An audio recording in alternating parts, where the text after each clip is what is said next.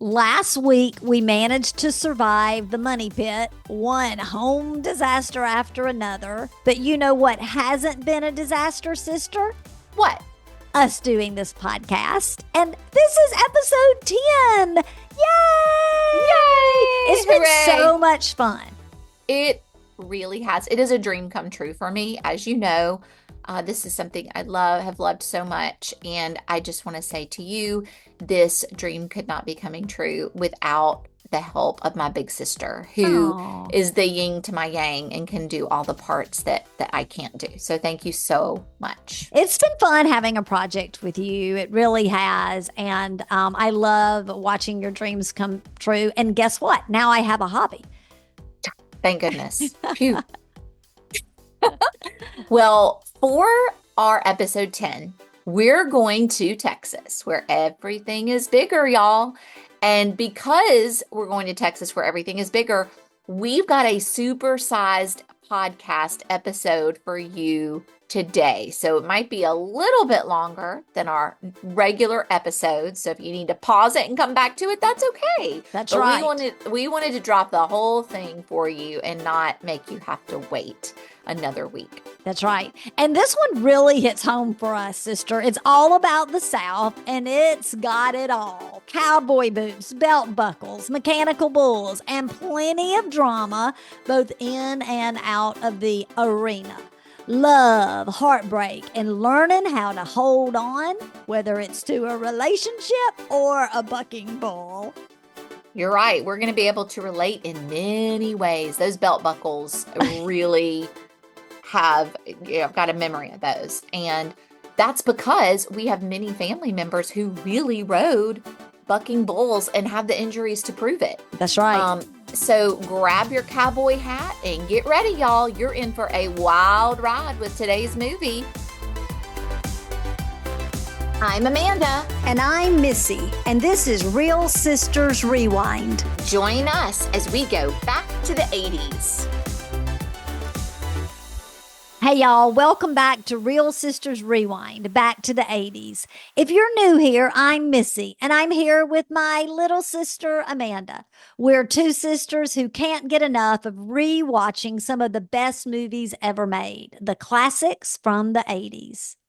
And if you love rewinding and reminiscing about these 80s movies as much as we do, we'd love it if you gave us a 5-star review wherever you listen.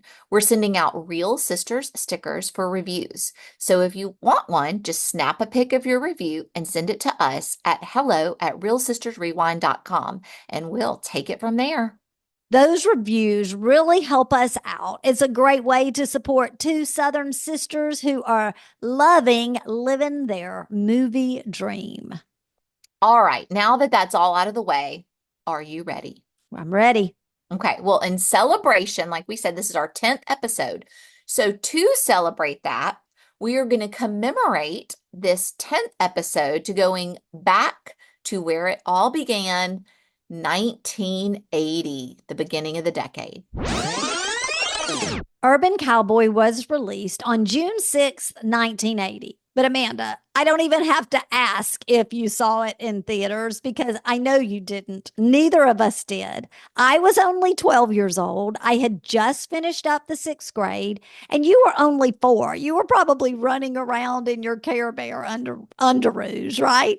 Yep. It would have been years before we actually watched it. Maybe on HBO, maybe on VHS. I don't remember because I can't actually remember the first time I saw it. Do you? I don't. It was in high school. I know we watched it in high school, but I mean, I feel like I watched the real life Urban Cowboy play out in my childhood because we had so many True. family members that True. were rodeo riders, Yep. rodeo people. Well, in 1980, this was a really big year for the world and for pop culture. Like we said, this was kicking off a new decade and a lot was happening. For one, our country was just getting over the fallout, literally, of Mount St. Helens volcano in Washington state that erupted, killing 57 people and causing billions of dollars in damage. It was so sad. I remember it vividly. Yeah, I don't remember when it happened, but I remember in elementary school, it always came up either in like science or Yeah. if, in social studies, talking about events, but it was something that definitely I knew about for many years after. Also, Ted Turner, big thank you here, launched CNN, the world's first 24-hour news center. Thank you so much, Mr. Ted Turner. And that is with sarcasm because I like to get breaks from the news. Hallelujah. I agree. And I do bet, sister, on that news channel, they talked about the Cold War, don't you think? Yeah, are you making fun of me? I am. But literally, sticking with the political theme, I think it was a really exciting time to be an American. The US had won the gold in hockey that year in February, and everyone was still kind of feeling great about that miracle on ice that had happened. I Um, know, yeah. And there's that great movie about it, remember? There's like yes. it's really exciting. It's like something that we could unite all of us together to get excited about, which is really cool. Some folks say that this marked a period where we started to see the downfall of the Soviet Union and the end of the Cold War. There it goes. I knew you'd do it. But we know it lasted. The Cold War was a lot longer than that. It lasted through the entire decade, which is why we always talk about it. But also, Ronald Reagan, the actor and governor of California, was getting ready to run for president for the first time. And there was a lot of anticipation around the upcoming election. P.S. I heard that the Reagan movie with Dennis Quaid is great. Did you and Eric see it? We have not. I want to rent it over the holidays because I just heard it was a do not miss. Idea, let's watch it together. Let's do it. Ooh, and let's make our kids watch it too, so The 80s. they can know Ronald Reagan. That's right. Well, The Empire Strikes Back was dominating the box office. And by the way, out of those three original Star Wars movies, I think that one's probably my favorite. Um, but on the cover of People magazine the Monday after Urban Cowboy came out, there is a picture of Yoda and a story of The Empire Strikes Back, where the tagline was beep off R2D2 and C3PO. America is in love with Yoda. Oh my gosh, that's hysterical. I know. And I'm also like, well, I didn't have Yoda under ruse. I had R2D2 and C3PO under ruse. Thank You you had very both of much. them. Yes, you That's did. right. But on June 23rd, oh, Johnny Boy Travolta, aka Bud, is on the cover with his cowboy hat and boots, doing a jump, clicking his heels. He You took this can, he seriously. did take it seriously. And speaking of John Travolta, by the time Urban Cowboy came out in June of 1980, he had already graced the cover of People magazine, Amanda, multiple times and was certified as a heartthrob thanks to Saturday Night Fever and Grease. But this one in particular marked a big shift for him, right? He was moving away from that 50s musical and the disco film and really into a world of drama in this honky-tonk, what that was all about boots and mechanical bulls. They took center stage. Urban Cowboy was adapted from a 1978 article in Esquire magazine by Aaron Oh, Latham. The screenplay was written by Latham and James Bridges, who also directed the film. Bridges had a knack for capturing characters in tough situations, and Urban Cowboy was no different. It brought the grit and the heart of Texas to the big screen. And speaking of tough situations, there are plenty here. there I was thinking that as you were explaining that, Oof. I was like, there's plenty of tough situations here. And you really can't get away from the fact that there are some problematic themes throughout this story.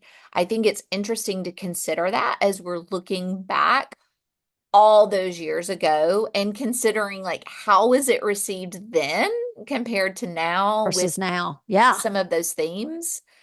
You can't overlook it. Yeah.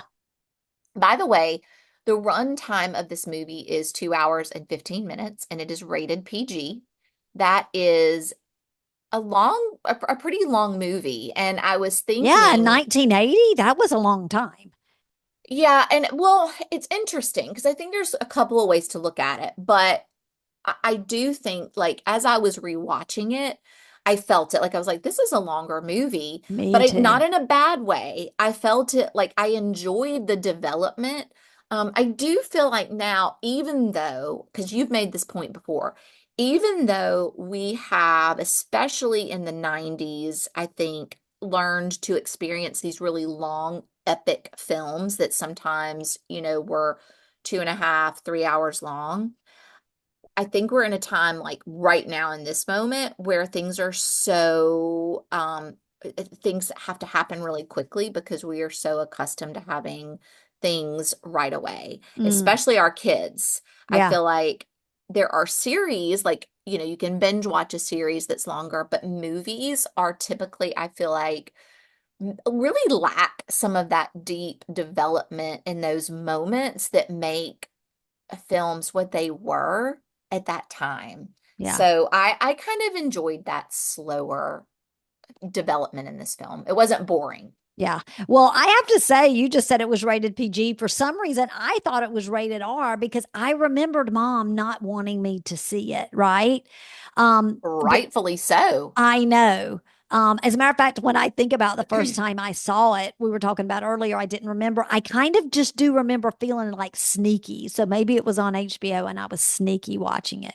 I wonder if it got away with being PG because they're really like there is no nudity and the language isn't really Yeah. I awful, but guess it's just really adult themes, I it's guess. very adult and kind of icky. Yeah.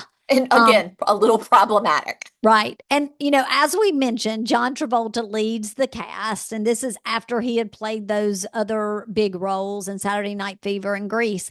But did you know, and you might have, but I didn't know that John Travolta had dropped out of high school at 16 to pursue acting. He moved to New York City and he was 18 years old when he got the part in the traveling show of Grease. Like the musical. Yes, Wow, no, that's really interesting. Dropped out at 16. 16. Yeah. That's really young. Well, his mom was an actress herself, and I think she had put him in dancing and acting classes for most of his life, so that was probably meant to be his career path anyway. But remember, let's see, because you just mentioned about his start in the traveling version of Grease, the musical, the tour of the Broadway musical.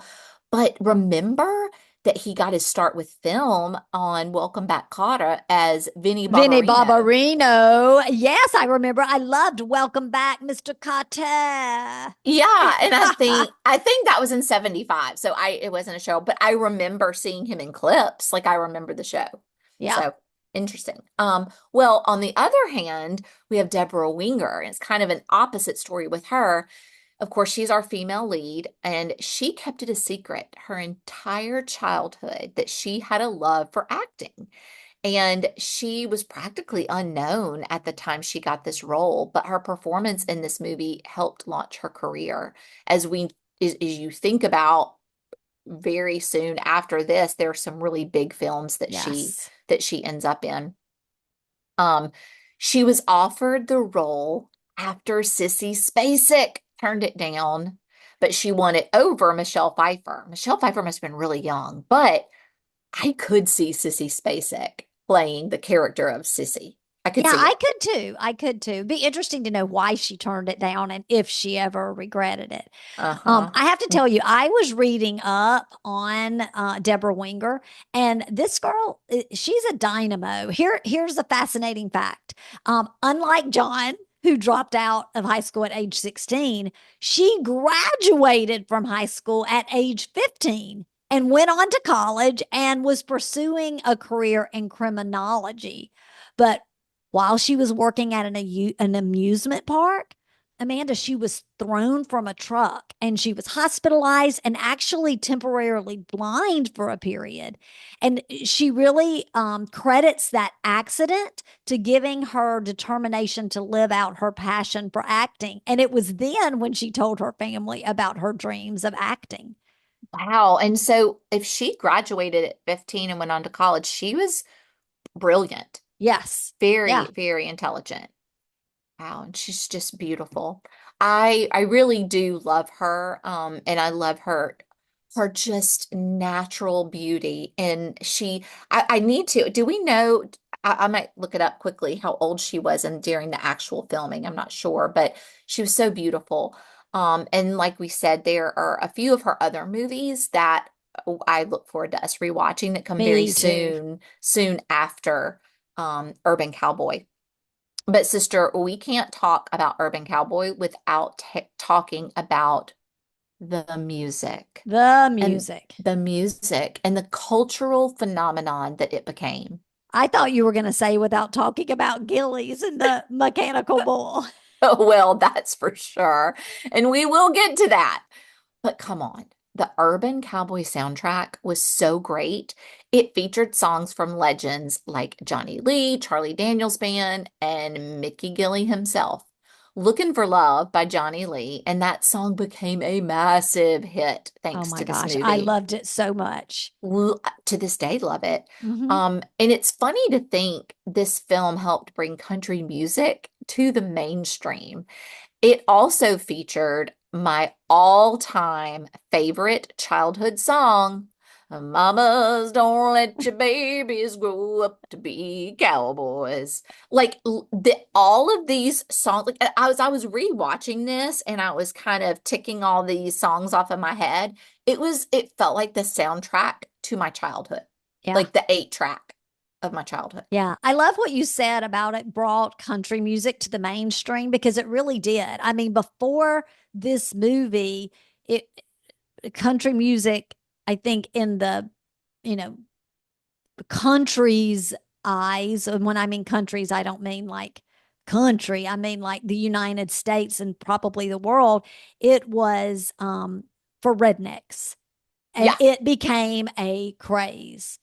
yeah, As a matter of fact, Urban Cowboy was actually credited with starting the Urban Cowboy trend in the early 80s. Everybody wanted to suddenly dress up like a cowboy or cowgirl. We've been having cousins that have dressed that way forever, right? yeah. And so people, even if they had never sat foot on a ranch or if they had never listened to country music before, they were into it.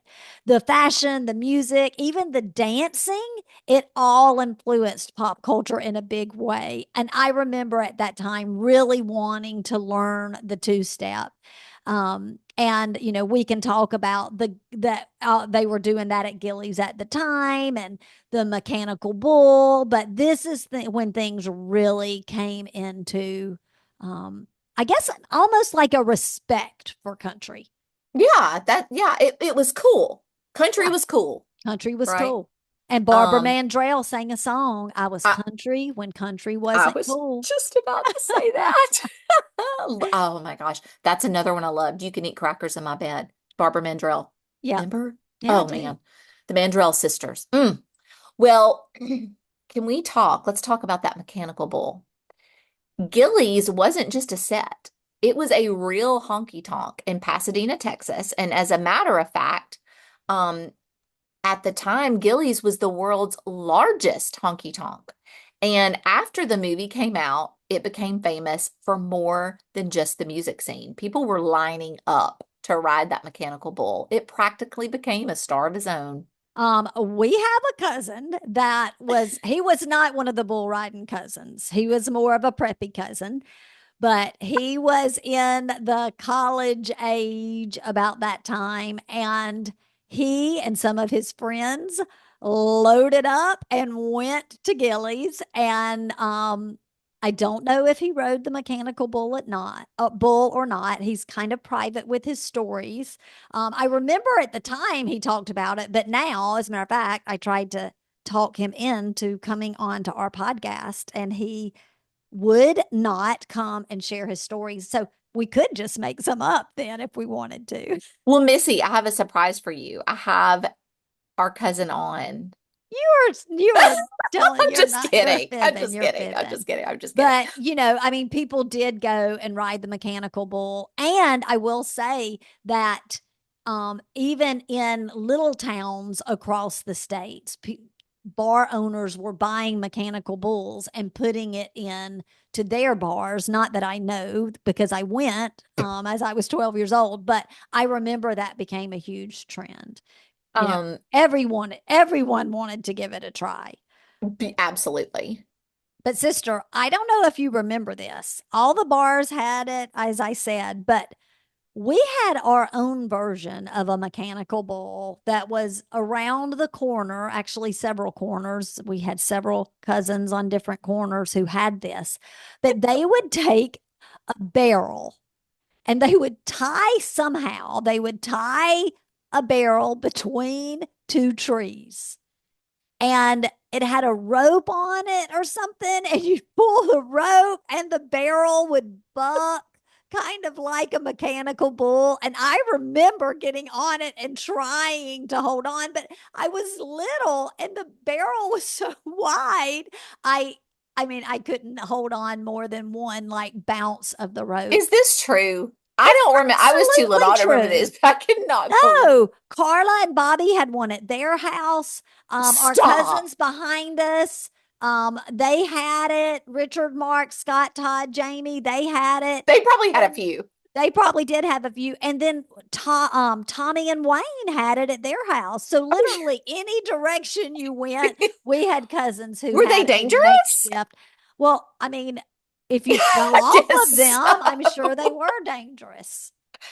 Oh, that's funny. Remember when I think of that, I know I don't remember the barrel, but I do remember getting on top of the big gas tank outside of Mama Mac's house and Yeah, pretending like it was a horse, not a bull, yeah, but a horse. That yeah. that's probably pretty safe too. So Yeah. there was that.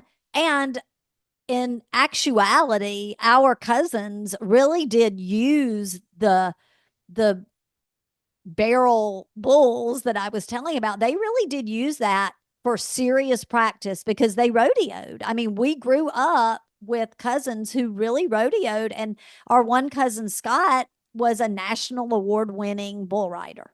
And Yeah, he it's got hurt incredible. very badly Yes. doing it. Yeah, It's it's very dangerous. dangerous. Yeah. Very dangerous. Even though Urban Cowboy was a huge influence on culture, and even though it won a Golden Globe for Best Original Song, Looking for Love, it wasn't really what critics would call a financial success. Really? I know, it's really surprising. It made, on a $10 million budget, it brought in about 53 million. And that really surprises me knowing the influence that it had on culture during that time. I agree. If it had that much of an influence on culture, it seems like people would be flocking to see it. Maybe it's just like our area of the country that it was Oh like, no, no. People were dressing up like cowboys from New York to LA. I mean, it was a big deal. It really I feel was. like it also spawned some like TV, like those like soap operas, the nighttime soap operas like Dallas and Dynasty, where some of that was sort of like the boots and cowboy hats and stuff Yeah, were also popular. probably so. Well, y'all saddle up because we're about to mosey on into the world of Urban Cowboy.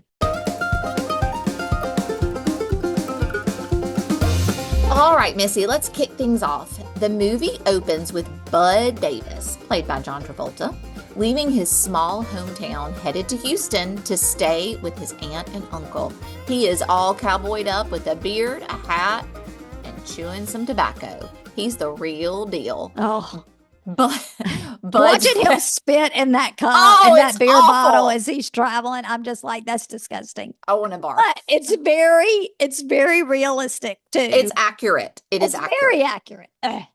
Bud's ready to get a job at the refinery and make something out of himself. And you can feel that he's rough around the edges, but he is definitely determined. For sure. He's ready to get out of that small town.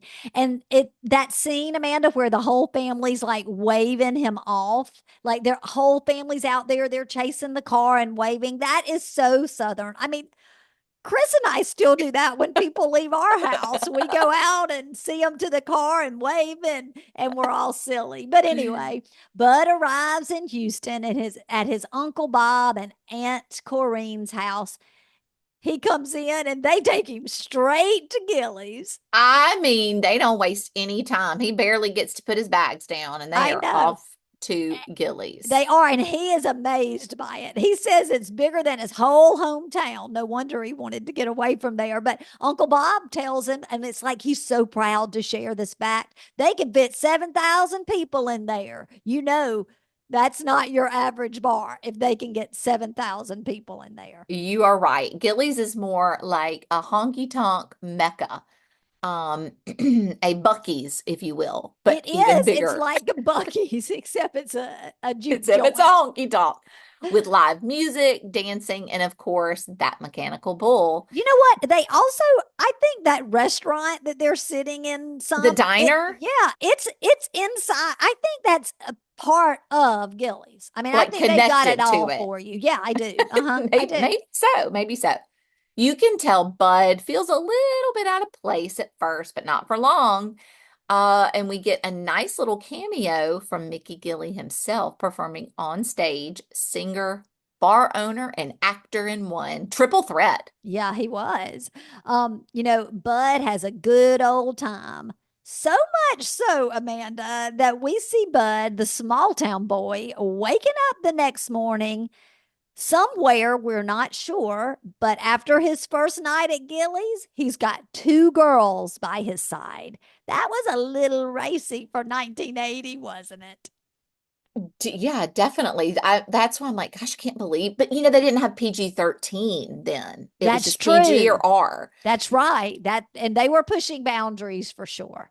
Yeah. All right. Well, down to business. Bud heads to the plant to get a job, and he's hired. But there's a catch. He's got to shave off that beard.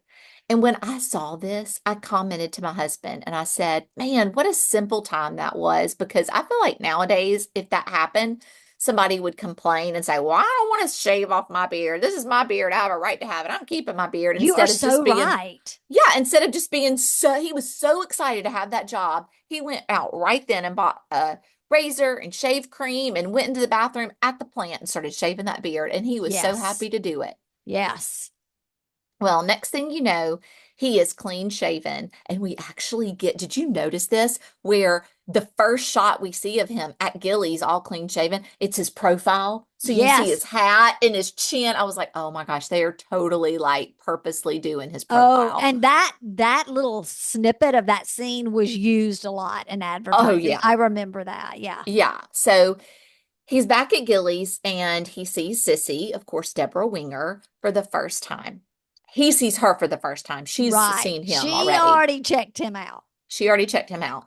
Well, they lock eyes across the room and she kind of approaches him and she makes the first move, asking him if he's a real cowboy, which is an interesting phrase. We hear it multiple times throughout the movie, and it makes me wonder about the theme here and what is a real cowboy, because it does Mm, come up a few different times in a few different scenarios. interesting. Yeah. I hadn't thought about that. That's deep, sister. Well, she does approach him, and after she asks him if he's a real cowboy, she says, "You two-step?" And he said, "Yeah." And then she told him to prove it. And so that was her. She said, want to prove it? Want to prove it? Yeah, she did. Anyway, they start dancing. And I don't know if you noticed this, and I don't know what the significance is, but as they're dancing, Sissy's the only woman on the floor wearing a cowboy hat. Like all of the guys have on a cowboy hat, but she didn't. Did you notice that? I didn't notice that, but I did think to myself that it's probably really hard to kiss if you both have cowboy hats on. Well, that's a great segue because it did not take long before that dance turned hot and sweaty. And I mean metaphorically and literally, Ugh. because by the time they had been dancing the night away and they got to Johnny Lee's Looking for Love, they had a pretty intense makeout session right in the middle of the dance floor. Now, Ugh. I've got a story to tell you. I told you I wanted to learn how to two-step back in those days. Hmm. Well, growing up, my childhood best friend, Dana, her family was from the Houston area. Hmm. And the types of things that we see in Urban Cowboy, absolutely 100% was the culture there. And I remember going back to a family reunion in the Houston area with Dana, and we went to a wedding, and then from that wedding to a party, and this is the way it was. People were two stepping. I did learn to two step there. I don't know if I could do it today. I probably could, and people were two stepping. They were, all of the adults had like pitchers of beer they were drinking out of at these parties all around. And people were making out on the dance. It Ew, was gross. wild. It was wild. Gross, gross. Well, the next time we see Bud and Sissy after this dance floor makeout sesh, um, they're back at Gilley's again, and Sissy has shown her independence by hitting there's a punching bag game that you can hit, and she's decided she wants to give it a try, and she does, but of course she hurts her hand. And Bud tells her that wasn't something a girl should be doing, and which red flag, problematic. Yeah. And after that, they're sitting in a diner when he's like taking care of her hand, and that's when he's saying, well, a girl shouldn't be doing that anyway. And he's, like I said, taking care of her hand, and it kind of turns into a spat, and he starts kind of tickling her, and she pinches him, and he slaps her. I know. And so, of course, she storms out, "You hit me!" And she's ready to hitchhike home. And again, I'm thinking, okay, this is double red flag, Sissy. Um, but yeah, she's ready to hitchhike home. And before I go further, before we get to the hitchhike, I want to back up just a little bit, because this is also the scene where they're sitting at the diner, and this is something to remember. Okay. Before they get into this little spat, the two girls walk in that he was with it in the very beginning, and he's Yes. kind of Yes. sees them, and they're like, "Hey, bud," and he's like, "Hey, girls," and Sissy kind of gets a little bit jealous. So that's part of this little argument too. Is like she's a little Yes. jealous, and he's like, "Well, I can't cover my eyes or whatever, you know." So Yeah. just keep that in the back of your mind too, because Yeah. that's So going to come up again. when she did storm out, she was going to hitchhike. Like you literally see her thumb out on the side of the road, and Bud chases her out there, and he peels out of the parking lot, chases her down, scoops her up in his truck, and they end up wrestling in the mud. And it really was wrestling in the mud. And then just like that, the fight's over, and they get in the truck, and Bud proposes. You want to get married? And Yep. guess where they got married, sister? Of course, I know you know, but Uh, tell the real fans. Gilley's, of course. Where Yeah, else? right. I mean, who doesn't get married in a bar?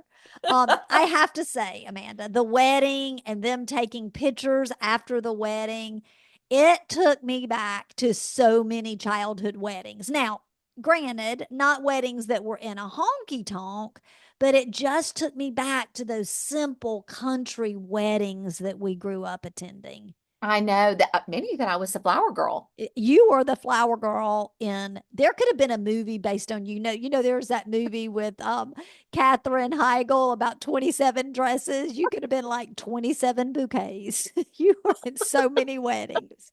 Well, also, not only was I a flower girl in many of those, some of those weddings took place at our home Yes, they did. in our backyard. They did. And what people had on in So Urban similar. Cowboy was so similar to what so many brides wore in those days. And it really was just a simple wedding. You would come together, you'd have your bridesmaids would, for the most part, have matching dresses.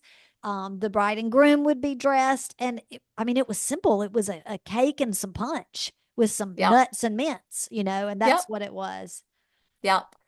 Well, I did have that same thought. And I loved that wedding scene just for maybe just because it did bring back some of those memories there. Yeah.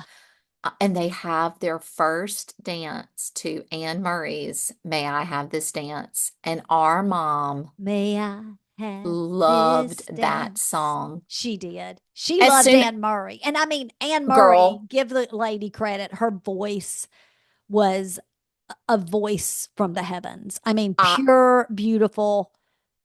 as soon as it came on, when I was rewatching this with Eric, I knew every word.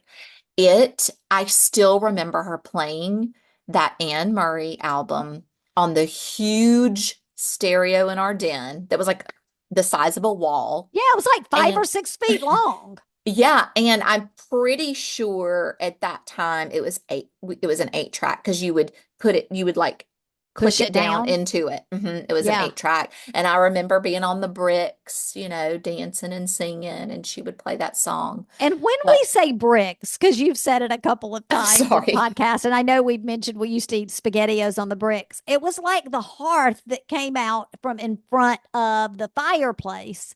And it was Amanda's stage growing up. It was our table when we got to sit in the den and watch TV. We had to make sure our SpaghettiOs bowl was on the brick. And so when we say brick, that's what we're talking about. Yes, thank you. Well, after the wedding, they hop in the just married decorated truck, and Bud has a surprise for Sissy. He's got her blindfolded with a Oh my bandana. They're gosh, still I in their know wedding it. gear, driving, and she's telling him to hurry up. She's getting sick. And anyway, they get there. He gets her out of the truck, walks her up to their new home, takes off the blindfold, and she sees their new double wide trailer with a big red bow on it. And her reaction, it almost like I don't know, brought tears to my eyes. She was so flipping excited. She was. Like you just could not have given her anything better. Yeah. And he carries her over the threshold to start their new married life I have together. to And it's say really something sweet. here. I have to say something here. I don't know if you, and I don't have these words exact. I didn't write them down, but he says something like, it's got 1 bedroom, 1 bathroom, all the modern conveniences, and you can move it anywhere. I did hear it. He did say that. You can move it You can move anywhere. it anywhere. I thought it was hysterical. And he throws her over his shoulder and carries her over the threshold, which And really there's used to be a thing. People would really do that just for nostalgia sake, Yes. And they actually had someone, like one of their friends in the group. I don't know if you heard this, but somebody said something about that their trailer was right there and they were going to be neighbors. Yeah, because it wasn't a trailer out on land. No, I it was mean, in a park. it was in a trailer park. Yeah. Well, the next scene, they are at the prison rodeo. I guess it's date night. No, this was their honeymoon. Oh, I missed that. They're on their honeymoon here. And Well, they've got matching shirts. they've got matching shirts, and Bud is really impressed. As a matter of fact, he said something like, "Those outlaws make great cowboys." Again, is a real cowboy an outlaw? I don't know. I don't know. Maybe we should do a post this week about what is a real cowboy and see what people say. It's We a good have to idea. tag our family members Uh-huh. because they probably have a lot of They opinions. probably know. But it's here at the prison rodeo that we see Wes Hightower. It's actually he's played by Scott Glenn, who's a great actor, and that's where we see Wes for the first time. Gross, gross, gross. Yeah, he is gross, but Bud and Sissy barely notice him because they are just way too busy, sister, making out in the stands. And I will say, gross, gross, gross here again. And again, they both have on cowboy hats. I'm thinking, how are they doing that and their hats staying on? You're I did they, that would be something to research. Like, how did those cowboy hats stay on? They had to have them velcroed or taped in there or something. And you're right, the matching hat. I mean, the matching shirts was Shirts. just too much for me. Side note, FYI, Scott Glenn has a supporting role in a show that Chris and I are watching right now on Apple TV with Vince Vaughn. It is so good. Bad Monkey. You and Eric should totally watch it. It's definitely like a couple show to Is it a watch. comedy? It's a comedy mystery, but yeah, it's more funny than anything. Well, we'll give it a try for Okay. sure. All right. From the rodeo, it's back to Gilley's where we finally get our first look at the mechanical bull. The star of the show. This, right? I mean, and everyone's crowded around watching people get bucked off one after the other, and Bud decides to give it a try. little do these two realize this mechanical bull is going to be like the demise of their Oh, life. that's right. Um, Foreshadowing. so exactly. So he hops on. Of course, he falls off and he wants to go again. Sissy is looking at him like he's some kind of rock star. She's so proud of I him. know she's smiling so big. But Amanda, before he got on that bull, he had to sign a release and Yep, pay his $2. $2. That's right. But Sissy's impressed. But now remember, she's the one who was going to hitchhike home. She was the one who stormed out of the diner part of Gilley's. She's the one who approached him and asked him to dance if he was a real cowboy. And she had already done the punching bag that was at Gilley's. And so she wants to ride the bull. But remember, Bud didn't even think she should hit the bag. And so he shuts her down again and is quick to say, it ain't for girls. Problematic. Yes. And this, I really believe that this is where we start to see that Sissy's independent streak isn't going away. She's not going to become a June Cleaver type character. And it is clashing with those old fashioned views that Bud has of what women should and should not do. But she's not one to be told, right? Yeah. She doesn't want somebody else putting boundaries on her. This could also be an opportunity to reflect and say, maybe you don't get married to somebody after a week or two. Or after fighting in um Die in a mud a hole. mud hole, and the next breath is you want to get married. Mm, Mm. mm. Okay.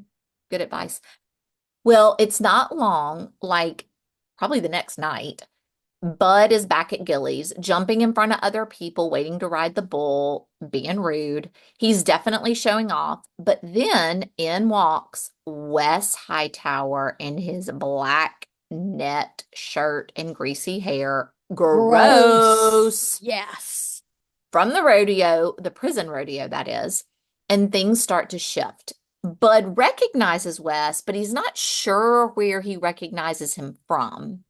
And he doesn't like the way he perceives that Sissy's flirting with him, Yeah, that I he didn't think perceives it. yeah, because He she was wasn't. not flirting with him, Mm-mm. right? But then, he thinks she's flirting, so he grabs her and takes her off to the dance floor. And we get this big dance scene.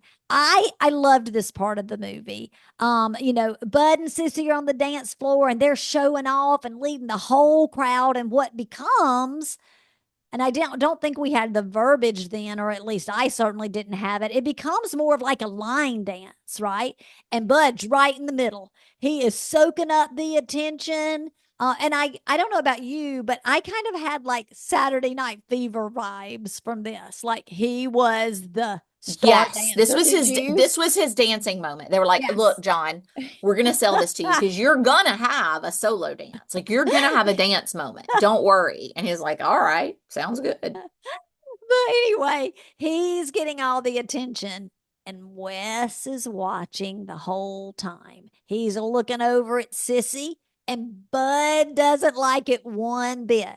So afterwards, Wes is standing over there, and Bud grabs Sissy's hand and he says, "Look at her finger. We're married." And so you can tell they're going to clash heads. Like the That's right. tension is building. And they do say finger. They do say finger. I know. Just to solidify that. But so this little bit happens when they're in the diner where he says that about looking at her finger, and Right. you're thinking it's connected to Gilly's. Maybe it is. But I want to point out here, I'm going back to what I said earlier when they were in the diner and Bud saw the two girls and it was fine for him to say hi to the girls and no big deal for them to, Yeah. flirt with him. But when Wes wouldn't stop looking at Sissy, and Sissy wasn't giving him the time of day, like she True. wasn't, he was looking at her And Bud was pissed. He was. Okay, so Problematic. problematic.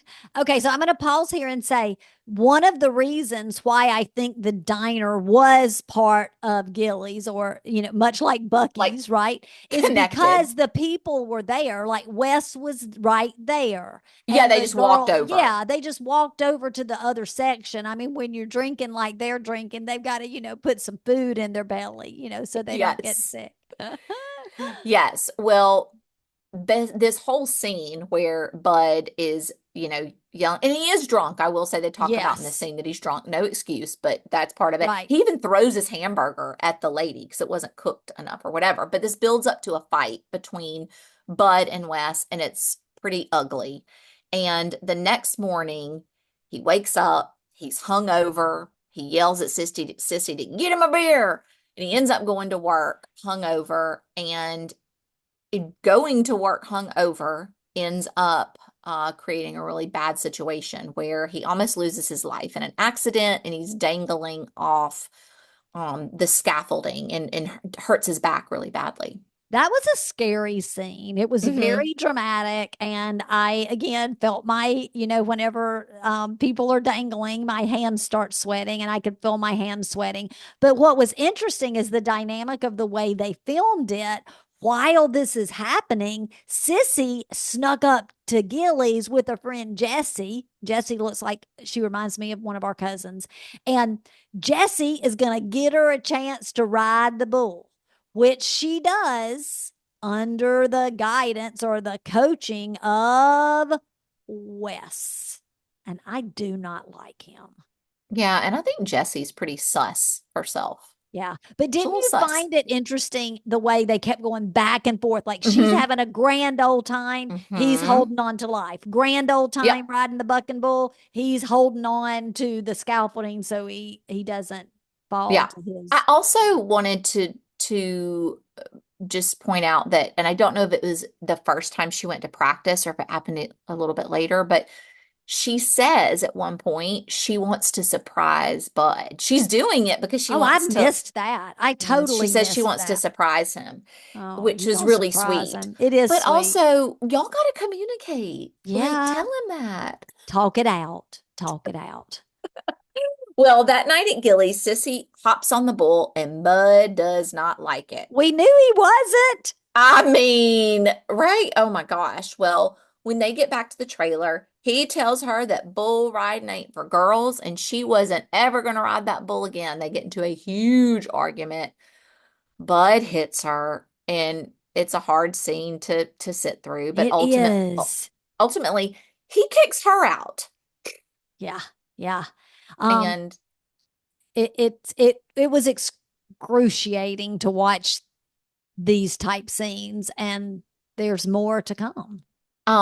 just to back up Missy a little bit here too, is he was so mad that not only did he kick her out, um, he went to ride the bull again. I think it was like the next day. And this is after he had that injury on the scaffolding and hurt his back. So he goes back and he told them to crank up the bull, and he broke his arm on that ride. So he's hurt his back, and now he's actually broken his arm. So he was trying to showboat her when he was Yeah. there. He was trying to showboat her. And you're right. That is when he broke his arm. Hmm. And because of that broken arm, he can't work for a while. So he's sitting at home watching Hee Haw, and talk about a blast from the past that really takes you back. When that clip came up, I said, "Oh my gosh, that's Hee Haw." We're not one to go around spreading rumors. Yep. It really does take you back. And while he's at home watching Hee Haw, he's like looking through the photo album, looking at their memories. You can tell he's reminiscing, feeling sad. And he sees pictures from what now, thanks to your help, I realize was the honeymoon, and they went to the prison rodeo. And that's when he connects the dots about Wes. He was in prison. He was at the prison rodeo. And so Bud goes straight to Sissy to warn her. But when she told Bud that Wes was out on parole, he was furious because he realizes that she already knew he had been in prison and was a bull rider at the rodeo. That's right. And when Bud starts to spiral even more, he's like, well, I'm going to show her. He asks this not just pretty girl, but sophisticated girl, Yeah. Pam. Yeah. He picks her out of the crowd and asks her to dance, and you just know it's about to get messy. Oh, yeah. Sissy, of course, is dancing with Wes at the same time. In fact, he walks over to her and says, can I help? And she says, yeah. And so they go out to the dance floor. And as they're walking out to the dance floor, she like starts kissing his shoulder. I know. I noticed Ew. that. It grossed me out. Ugh. It's almost like a slow motion showdown between the two couples with this unspoken tension hanging in the air. It was almost like who can make out with the other person on the dance floor more. Yes, yes. And then Bud actually ends up leaving with Pam, and Sissy is left watching them drive off. Oh, and you know what? As they're What? walking out, well, first of all, Pam says that she's looking for a real, she's Oh, she's asked him if he's looking a real for a cowboy. cowboy. Yep. And as she's walking out, she's telling her friends bye. She grabs her purse and says, I got me a Uh, real I cowboy. found, And yep, she's, she surely did. The real cowboy thing keeps coming up. Well, Pam takes old Bud to her fancy penthouse overlooking Houston. Houston proper, that is. That's what she Yeah, calls it. You come to yes. Houston proper? I was Yeah, like, a oh, far cry from the trailer park. And we get that awkward. I mean, I don't know if you noticed it, but it had the kiss between Bud and Pam is so cringy. Like it needs to be on a list of the worst Hollywood kisses ever. Did you notice it? yes, it literally gives meaning to the term suck face. Oh, and like it made me want to gag. And to add to the ambiance, remember, she lights the candelabra. Oh my gosh, she lights the candelabra. That just furthermore shows her Her sophistication. elegance. And then afterward, cue love, look what you've done to me. It starts playing as they head into her bedroom. I love that song so I much. know, but Love, I know, look but I what did you've not done want to it to be me. with Pam and Bud in the bedroom. I know. Meanwhile, though, Sissy is back at Wes's in his filthy trailer, shooting tequila and kissing him. Ooh, But and he eats the worm. oh, yeah. But you got to give her credit. She kind of gave in to go in there, but she leaves before anything happens between them. She's going home for Bud, but Bud, he doesn't come home. Nope, nope. He's looking for love in all the wrong places. Yeah, he is. He found it. Well, the next morning when Bud does come home, Sissy has packed up her things. Well, the little that she has, which It's like a basically, stack. I know, it's like a quilt, maybe one outfit, boots, and her cowboy hat. And she's headed off to Wes's place. And I am here wondering why, girl? Why? Just go home to your mom and dad. Why are Yes. you going to that gross trailer behind Gilley's? I don't know. Well, Bud takes the Sissy license plate out of his rear window So and it's a now the breakup's official. it's official. There, yeah. Takes that and it's a really sad moment, but also a little funny. Cheesy for sure. It's definitely a cheesy moment. And then Mm-hmm. about that time, he's just taken Sissy's name out of the back of his truck, and Pam rolls up in her Cadillac with a hello, cowboy. And off they go to his aunt and uncle's house for some Cairo nut pie. Now, I know because I know how you make a pecan pie. Although, well, I have made one, but it probably wasn't very good. But I had never heard pecan pie called Cairo nut pie. Had you, Amanda? No, it was funny. Eric said the same thing. It just has, they must call it that because the carrot syrup. And look, if you're in the South and you're poor, it might not be pecans. It might be whatever kind of nuts you could get. True, That's why they true, call it a Cairo nut pie. true.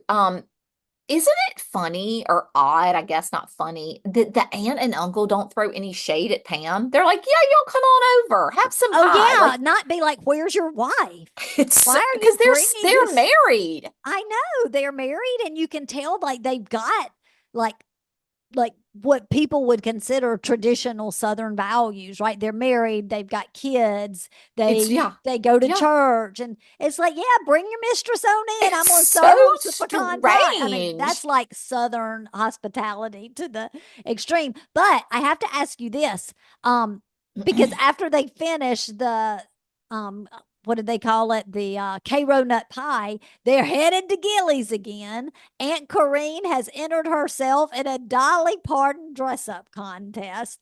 And I have to ask you this. I wanted to text you during it, but I wanted to wait until we were recording.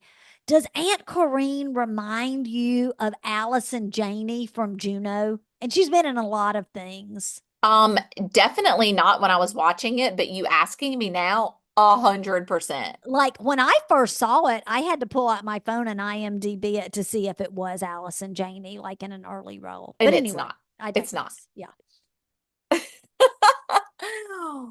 Well, Aunt Corrine does not win, She doesn't get but chosen as a Dolly Parton lookalike.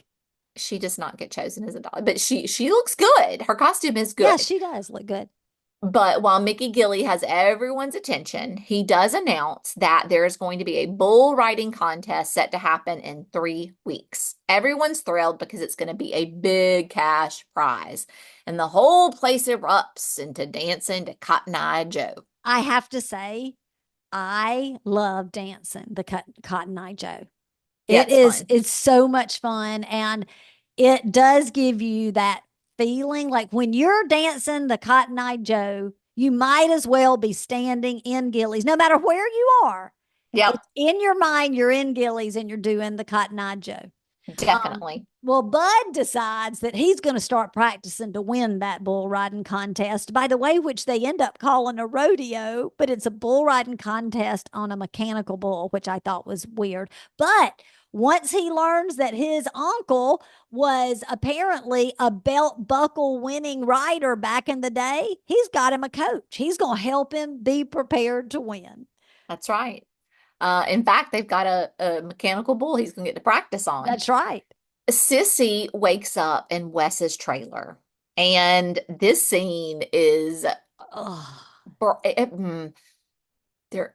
You can tell it's hot. For one reason, you can tell hot is there's some sweat, but you can also see the fan, the oscillating fans like yes. blowing. I was like, oh my gosh, this is taking me right back to Mama Mac's trailer Oh, with absolutely. the oscillating fan. Yes. But it's yeah, she wakes up from the trailer and she's like, you can tell she's like, this is I'm getting not, the heck out of yeah, Dodge. I'm getting out of here. So she heads on back to her trailer with Bud. Now, And it's pretty nasty itself. yeah, they have not done a She good is job. no housekeeper. She's no June Cleaver, as you said. But in fact, I will say when his aunt came to visit when he got hurt, she even commented that they Yes, were they living live like like pigs. pigs. Yeah. Mhm. But she goes back to the trailer and nobody's there. And so she cleans up the filthy trailer and leaves him a really sweet note signing it, Love, you're not yet ex-wife. P.S. I miss you. And the song Love the World Away by Kenny Rogers plays in the background. Okay. Have you ever heard my story about Kenny Rogers? I have, but I know our real fans have not. Um, I'm just going to preface it with saying I'm only doing this because I love our real fans and That's right. not to judge me. That's right. And do we need, I mean, here's the thing. This is the great thing about this story. This movie is filled with problematic moments, as is your story. My story is filled with problematic moments. Okay. So it was around this same time, actually. No, I think I was about Mm-mm. probably I was about 4 years older. So progress 4 years from Urban Cowboy. And Dana and I go to a Kenny Rogers concert. And we are there with my mom and her best friend. And somehow we end up like down on the floor. And we're on the floor and we meet this guy, super cute. And his name is Lenny Rogers. And Lenny Rogers is supposedly Kenny Rogers' nephew. And he asks if I want to go and see Kenny Rogers' tour bus. Oh my gosh. Red flag. Red flag, problematic. Even worse that I said, sure, bless my bestie's heart. Like, I don't know where she I was about to say, did you leave her? there was another guy there also that was like we were talking to. So maybe she just stayed talking to him. I don't know. I was excited to see the famous guy's bus. So we walk out. Unreal. Unreal, I know. Don't do this at home, kids. PSA. So we walk out behind the Gulf Coast Coliseum. We pass this limousine. He's like, that's Uncle Kenny's limo. And then Wait. I have a question. Have you seen any credentials up to this point to prove that this is his nephew? no, There's no badge or no, and it's lanyard. minutes before the concert. So we go to the bus. We speak to the bus driver, and he's like, I'm going to show her the bus. And so we get on the bus, and he actually tries to kiss me, and I freak out and go back in the Coliseum. Good. I know, good. We had no cell phones. I don't know how I found Dana. I guess she was back with Mother and Miss Joanna. And that's my story that I'm embarrassed of, but I Live to tell the tale. lived to tell the tale of meeting Kenny Rogers' fake nephew Lenny. Well, I was going to say, do you think it's really his nephew? No, I don't. After So all the these guy years, just let him on the bus? no, he was like a roadie. He worked. Shut up. I thought you just meant like he was a random guy in the crowd. He was a roadie? Shut up. I'm laughing so hard right now. Do you mean all the times you've heard this story? I didn't know I just thought it was a random guy. when you No. did you run away or were you like, I'm not into this? Or like I what? think I was like, I'm too young. I was like, I think the concert's starting. And I ran back. Oh my gosh, I am rolling. Like I needed Kleenex right now as much as I did for Steel Magnolias. All right, so back to the movie.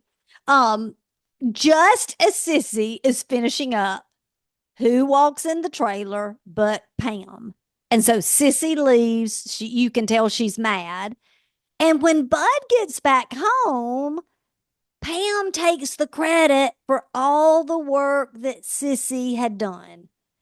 Yeah, and she threw away the note. She tore it Oh, up and I threw it know away. it. I know it. It made me so mad. This is one of those movie TV moments where you're just like, oh, like Yes. such a like miscommunication. Um, so she's throwing away the note. Bud's over here sawing off his cast. Like, why And was he sewing off his cast? I don't remember people doing that back in the day. well, I don't think that was like an 80s thing. I think he just did it because he wanted to go back to work. Oh, I guess so. So he gets back to work and we get a montage of Bud working and practicing on the bull. Back and forth, Back and forth, back and forth. That's his practice. focus.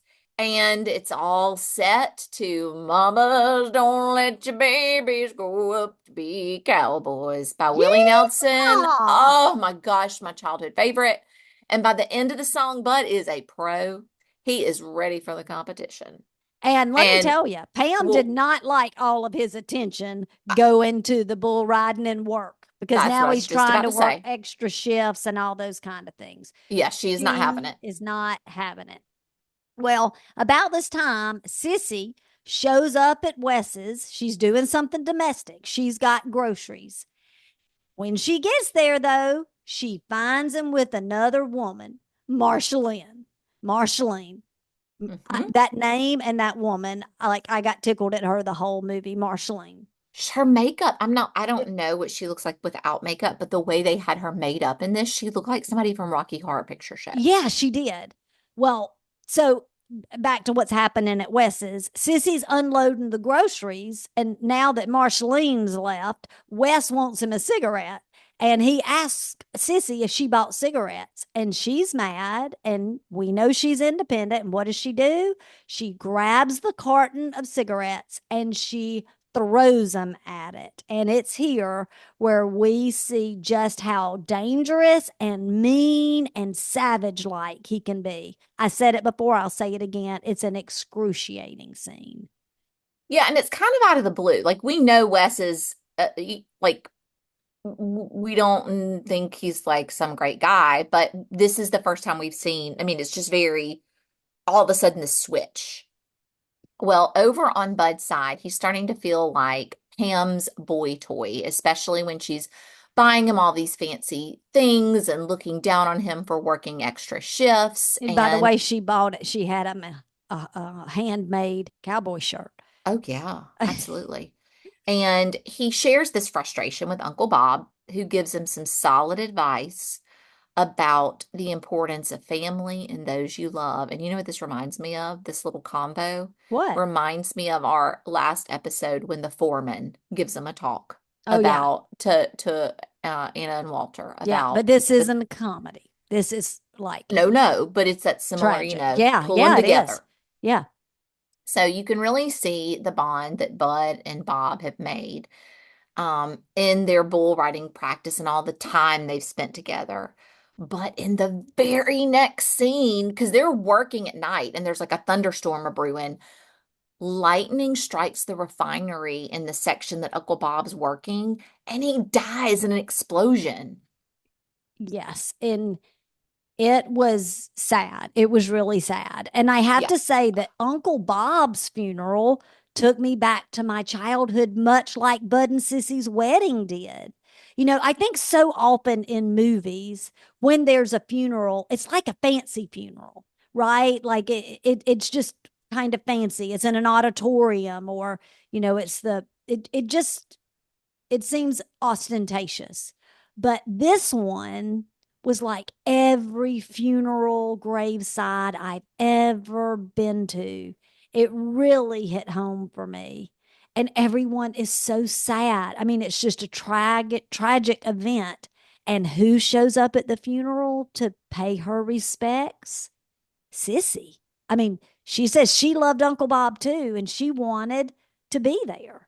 And she even says, well, he's still my uncle too by marriage. Yeah, she makes sure to tell Pam, who's standing there on Bud's arm, that the divorce ain't final yet. But while she's there, she tells Bud that she's leaving town with Wes after that rodeo tonight because he can't find no jobs in town. He's been fired from Yeah. Gilley's. And then back at the house, Aunt Corrine gives Bud Uncle Bob's belt buckle, telling him to go ride that bull and win. She doesn't want him to sit out of the competition Right, just because it's that because night. It's it's the that night of the night. funeral. Yeah. Yeah. And she knows, she tells him Uncle Bob would still want you to do this. So Yeah. take his Uncle belt Bob buckle. wanted him to have that belt buckle because they had that bond over the bull. They bonded over the bull. So Bud agrees to go and win the competition for Uncle Bob. And now we're back at Gilley's. And as we walk in, we see the great Charlie Daniels with his fiddle, and he's playing his famous song, The Devil Went Down to Georgia. You know it. The devil went down to Georgia, and he was looking for a soul to steal. He was in a bind. He was way behind. He was willing to make a deal. When he came across this young man sawing on a fiddle and playing it hot, and the devil jumped up on a hickory stump and said, boy, let me tell you what. Whoa! Wow, yeah. Oh my Did you gosh. notice? I don't know if it was in this moment because we see a couple of clips of Charlie in different songs where he's playing. there was one shot where he's playing his fiddle and you can see the way the light's reflecting on his bow, the strings, like like the bow, he's tearing it up, like there's strings hanging down from it because Oh, he's I'm not playing it so, surprised. I mean, he's going at it. He's Yeah. so super talented, like for real. I can remember being in the sixth grade and being out. We were out on this huge playground and we would hang out by this big oak tree and we would walk around trying not to fall off the roots of the oak Uh-huh. tree, memorizing the words to the song. Oh, that's So I couldn't hysterical. not, bust out in Well, tunes. you were And much better at it than me, but I no, gave it a go.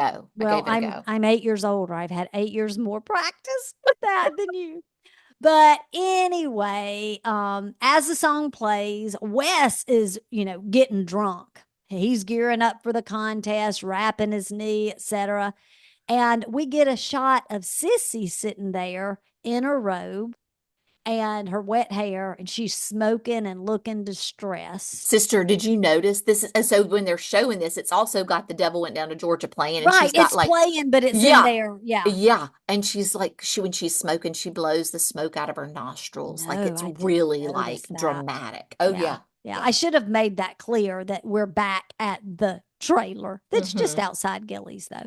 But anyway, all of that's happening. Wes is getting drunk while Bud is laser focused. And ultimately, Bud wins the $5,000 prize. And you can't help but notice how that night in the bar, he and Sissy are making eyes at each other. They are. It's a lot of tension. I think this part is such a good example of what we were talking about earlier about how the movie isn't condensed. Like this scene could have been so much shorter. They could have just jumped right to it, but it was mixed with all of these like looks and moments and pin the number on my back. And then they would cut to the dance contest and then they would come back to another person riding the bull and back and forth. And it wasn't stretched out to the point where it was not where you were like, oh, hurry up. Right. But it was They building built the the moment. tension. Yeah, yeah, for Yeah. sure. Yeah. And I like that. I appreciated that. Well, after Bud's victory, things take a turn. Wes grabs Sissy and tells her they're headed back to the trailer and tells her to pack her things. But she says no, she didn't want to go to Mexico. And he hits her hard. It was Um, he he hits her hit her really hard hard. and it was hard to watch. Yes, again, hard to watch, problematic. And he grabs a gun and he's really spiraling at this point. But you see them in her car, as they're on their way. Yeah.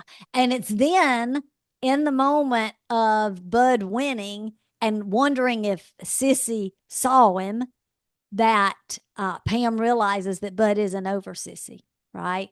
Um, and she then does the right thing. She confesses about Sissy's cleaning the trailer and the note she left. And you got to give Pam credit. She was classy and she said, "You love her, Bud." And she says, and I don't love you, not like that anyway. Right. But No, I she have, was he was her boy toy. yeah, Yeah. and I have to make a note here, Okay. um, a fashion note. Oh, I love a fashion note. Pam is such an early 80s depiction of a wealthy, gorgeous young woman.